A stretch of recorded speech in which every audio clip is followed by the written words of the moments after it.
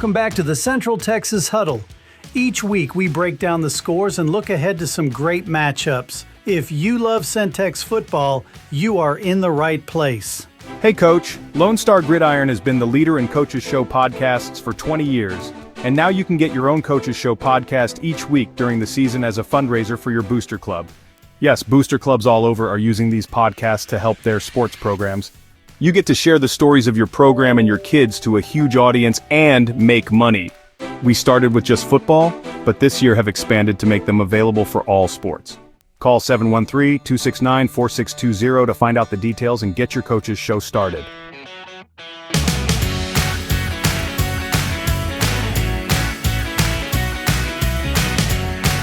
All right, everybody, join me in welcoming Steve Thomas to the Central Texas Huddle. How you doing, Steve? All right. How are you, Chris? I'm doing wonderful, and I have to say I'm excited for you to be on the show here with me. And I just want to jump in because you were at a good game. Let's talk about that game first, and then we'll talk about some of the other ones in the Centex. Okay. On Friday night, I was in Dripping Springs for their big opener against defending 6A D2 champion Vandegrift. Coming into this game, Vandegrift, obviously the reigning state champion, they've got quite a pedigree. Yeah. They controlled the series for the most part, and they were favored to win. But Dripping Springs, man, I was really impressed with their performance. For most of the game, they were dominant. They won 41-14. The offense had some new faces that they had to work in. They have a new quarterback who's a junior, barely had any varsity playing time, but he looked very comfortable. It helped that he's got a lethal combination of wide receivers. Cooper Reed, who's like 6'4", and Merrick Bloomgren, who's 6'3". So they're going to give secondaries nightmares this year. Well, I tell you, you've seen enough football to know, and Dripping Springs traditionally is a good team, and they for years have been surprising people and going further and further. Was this a case of Dripping Springs is here, they've arrived finally, or do you think Vandegrift just kind of dropped off that much? I think it was definitely a case of Dripping Springs kind of declaring that they were there. Vandegrift, you can tell there was some rust. They've got some youth, especially in their secondary. They've had to replace some pieces, but they still had trouble. They had trouble finding a run game. So that's something that they're going to have to work on. I think Drew Sanders will have them in great shape. Yeah. But for Dripping Springs, one of the crazy things about it was after the game, it was a big deal. They had just been the state champion, the reigning state champions, that they treat it almost like business as usual. Nice. So they act like they've been there. I like that. Yeah, and Coach Galen Zimmerman said that this is just one game, and their goal is to play 16. Right. So the way they played on both sides of the ball, really, it looked like they understood the assignment. Nice. The other game in the area, which I thought was probably the best game in Central Texas, was Wimberley down 35-7 in the fourth quarter against Canyon Lake, and they stormed back 29 points to get a 1-point victory, 36-35. Yeah, over the box for that one. Apparently, Wimberley on their last drive, they scored the touchdown, but then the coach called game. They went for the 2 and they won it. So that's a huge win for them. Yeah, big, and first win for their new head coach. Talk about some of the other games in Central Texas that stood out to you. Well, talking about perennial contenders for 2006A, Westlake lost their first season opener since 2014 to Prosper, 29-22. Crazy. Prosper was up 27-7 at half, but Westlake got to within the touchdown, but turned it over on downs in their last drive. Staying in that same district, but Lake Travis took care of Arlington Martin. That was 48-21. Right.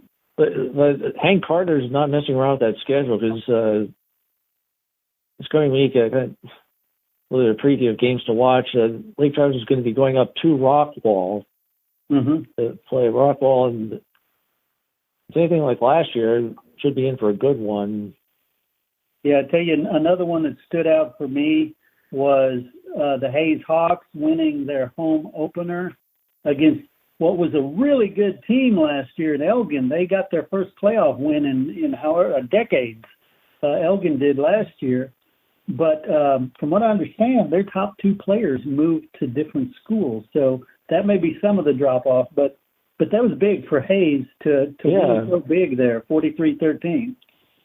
Yeah, and especially they've with the growth of the Austin area, they've definitely seen some big changes going down from 6A to 5A D2. They're trying to find their stride, and this is a good way to start that. Another game that paying attention to in preparation for one of the big games this week, Pflugerville Weiss beating Round Rock McNeil. Last year, was reporting on that game, and it was a classic. It went right down to the wire in overtime with Weiss coming on top. And this year, it was competitive for the first three quarters. Then Weiss was up 35-28 going to the fourth quarter. Then they scored 21 unanswered and beat McNeil 56-28. Nice. Weiss is their prospects. They're loaded with D1 talent. Yeah. And then actually the game I'm going to be covering this week, and one that I would nominate for possible game of the week, is their game against San Marcos.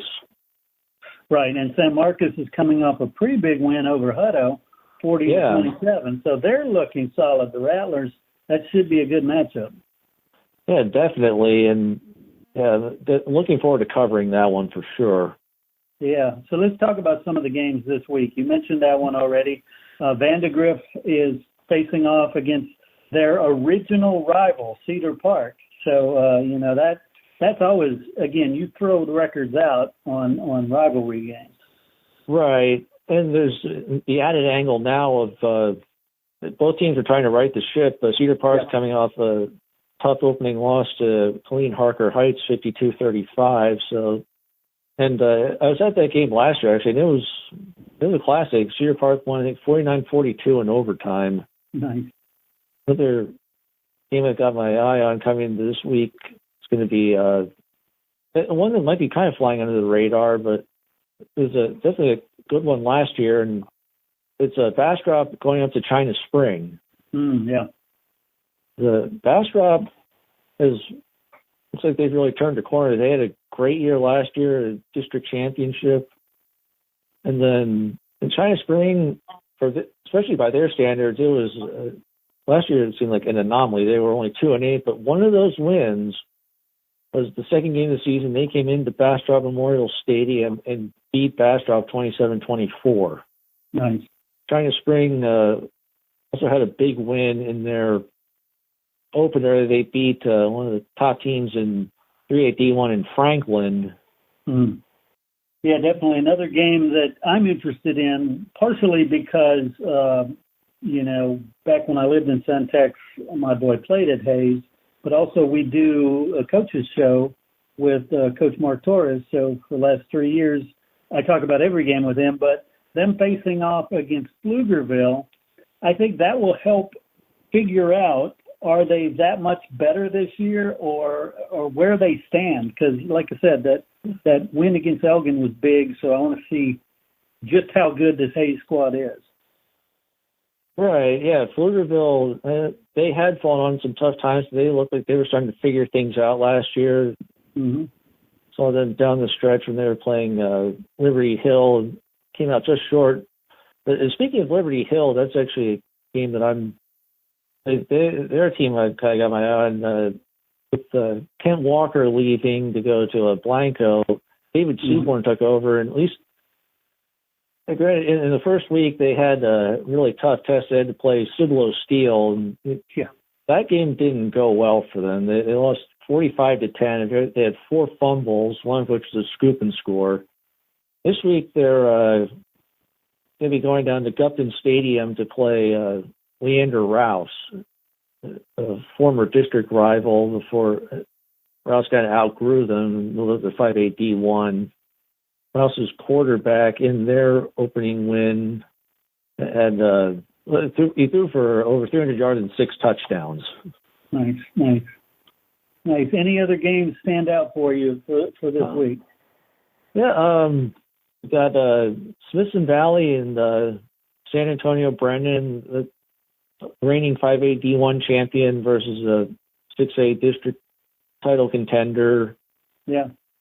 Giving the smaller schools some love. This is a sneaky good one. Waco La Vega is going to be going up to play the defending 4A D1 champion Salina. Nice. Definitely some good ones on the list this week at all levels. Yeah, definitely. And we already mentioned Wimberley, and they're going up against Fredericksburg, one of their rivals. It's Right. Either one is expected to be a power right now, but again, anytime it's rivalry week, you kind of it's going to be a good game. Yes, and speaking of rivalries, if you're remiss if I didn't mention New Braunfels High playing Canyon in the Worst Bowl. Oh yeah. Sounds like it'd be a fun game to be at just for the atmosphere, because those two schools are pretty close. They're not district rivals anymore, but there's definitely a lot of history there. Yeah, it'll be a crowd because it's almost a home game for both of them. Right. Cool. Yeah, that's awesome. I appreciate your insight, and I always appreciate your write-ups. And hopefully we can keep this thing rolling and keep reporting on Central Texas football. Yeah. Thank you for including me on this. I look forward to covering more this season.